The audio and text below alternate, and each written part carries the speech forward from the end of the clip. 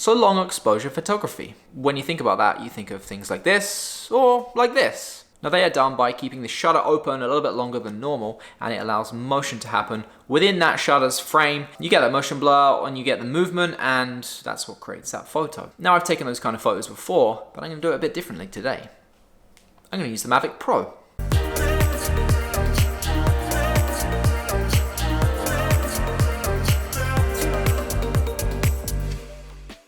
Now you're probably thinking, well, how are you going to achieve those kind of shots? Now with the Mavic Pro, obviously, you have a lens on the front there. It's a fixed lens, you can't change it, but you can change the shutter speed. You can make it a 5 second, 10 second, whatever you want it to be, you can set that shutter.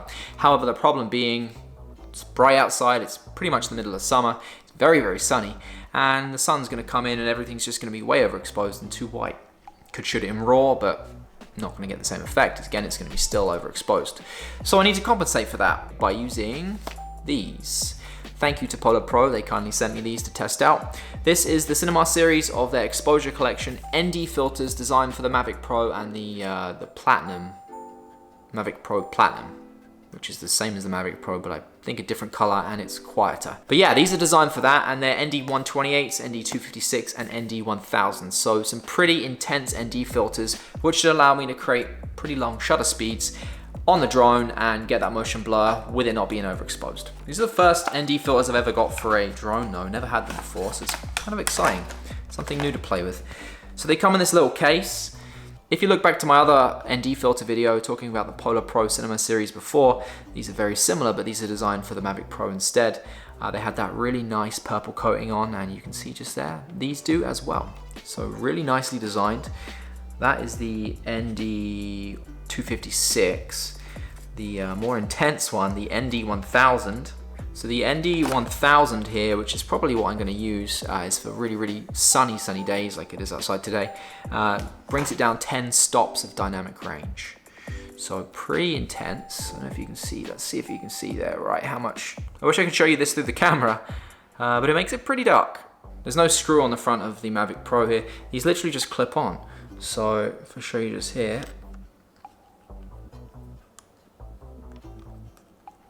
that's it. It's on. See from the side there. And that's how it looks. They clip on, and when you want to take them off again, it just comes off. So a little bit more firm to get it off, but they come off pretty straightforward too. And then you can keep them in that little nice case. Maybe after you've seen what I'm doing today, it might be a reason for you want to check those out. It's a completely different kind of photography. To do long exposure photography with a drone, there are people that do it, but there's not a lot of people that do it. So it's something different, something cool to try out. So we'll take the Mavic Pro out, we'll take the ND filters out from Polar Pro, and we'll put them together and put the drone up in the air, and I'll find an environment that looks good. I'll find an environment that looks good before I put the drone up. I'm thinking something with water, maybe a waterfall or some rapids. I think there's some close by, and I'll fly above those and set it up. Maybe I'll talk about the settings that I'm using while I'm putting the drone up with a voiceover, showing you putting this all together as well. And yeah, we'll go from there.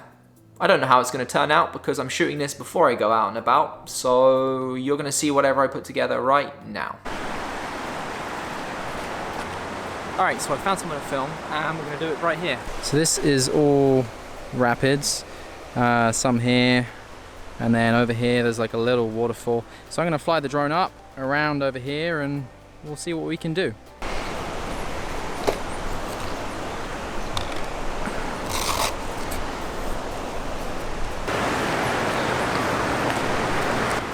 So it's important to make sure that you are shooting in manual mode with RAW. You want to be able to have complete control over obviously your shutter speed and your ISO. So manual mode, in my case the Mavic Pro, whatever drone you're using, you should be able to set it to manual mode and then be able to shoot exactly how you want to shoot. Oh, almost fell. I think I'm going to need the ND1000 for this, so I'm going to put that on the drone now.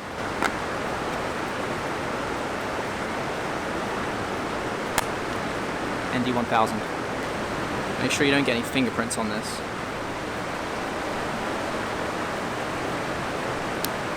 It just clips in just like that. I had to take the sunglasses off, couldn't see anything on the screen properly. So you can see right here with the ND1000 on, it's pretty much pitch black, so I'm going to be flying by kind of sight but cranking the ISO until I get to where I need to be, and then I'll drop the ISO back down so we can get an actual image we want to get. So let's take it off.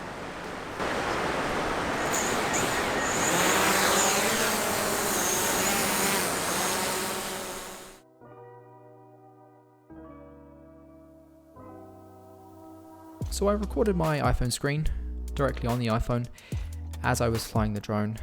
As I said earlier, I recorded this after the fact, so I shot the video beforehand, then I went out, flew the drone, and as I was going back through the photos when I got home in Lightroom, really wasn't that happy. So in hindsight, reviewing the photos on a tiny screen really wasn't the best thing, like reviewing them in flight, I mean. I probably should have checked them afterwards, looked at them, maybe done them again, maybe with some different settings. Because honestly, there's nothing that really came out that is that good or I'm that happy with. Now, it's a great idea, the idea is definitely there, it definitely works, but it's nothing to do with the drone or the filters. I really think it's just me needing to practice a little bit more, but I think it's important I still post this and show you all that I still learn on a daily basis, so we kind of may as well learn together. So I'll walk you through the photos that I did get. I think there's 5 of them. I'll show you how I took them, and I'll show you in Lightroom how they came out. Alright, so here is the first photo. As I said, nothing special to look at, really.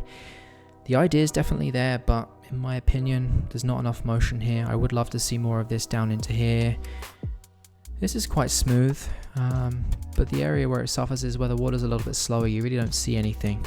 This was a 1.6 second exposure. So yeah, definitely needs more motion. Next up, this is probably one of my favorite ones of the 2. I've got 2 favorites out of this. I mean, they're not great, but they're my favorites of the 5 that I liked. Definitely wider. As you guys know, I like wide, and yeah, it looks okay. Where I would like to see some changes next time, this area here, I'd like to see this kind of come down into here, and that's going to happen more with a longer exposure. The water's a little bit slower here, so you don't see quite as much movement. Again, with a longer exposure, that would look different. This one was actually a mistake. The way I achieved this, actually, again, a long exposure, but I flew upwards, so I gained some altitude as I hit the button, completely by mistake, and the photo came out like this. Kind of cool. Completely different kind of motion blur. It's going upwards instead. It's like a warp speed effect, but completely done in camera. And probably my favorite of all of the photos. Nice big wide shot. Boats in focus, which is good. But yeah, again, I mean, I really don't know how much more movement I can get out of this little waterfall here, or this rapids, whatever it is. But I would like to see more. 1.3 second exposure on that one. Definitely should have been closer to like a 3 to 5. If you guys are trying this yourself or you want to give this a go, I would highly recommend going longer exposures. I was thinking 1 to 2 would be enough. I watched some other videos before and that's what worked for them, but I think with this being such a different kind of environment, I really should have tested it out more, and not a big deal. We all learn from our mistakes. But this is my favorite of the photos. If you are shooting with a longer exposure, it's going to be overexposed. Even with an ND1000 on there, it's probably going to look more like this. But if you shoot in RAW, you can always drop it down anyway, and it's going to give you a lot more to save or salvage from that photo. And then this is the final one, probably with the most movement. This was a 1.6 second exposure again, ISO 100. And yeah, it came out okay. The framing is terrible. I really don't love the photo, but I just wanted to show that the idea is there. It definitely does work. You just have to play around with the settings a little bit more. This guy here, he's actually on an inflatable bed. That's funny.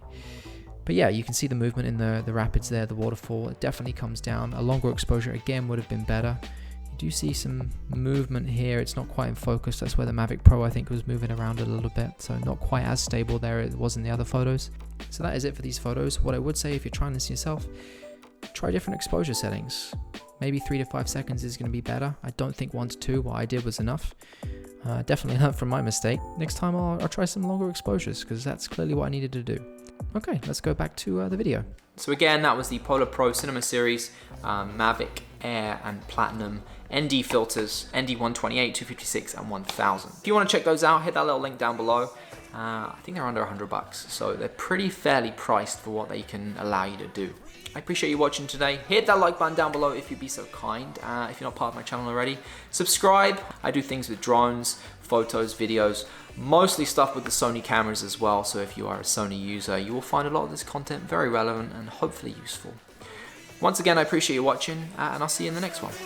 See ya.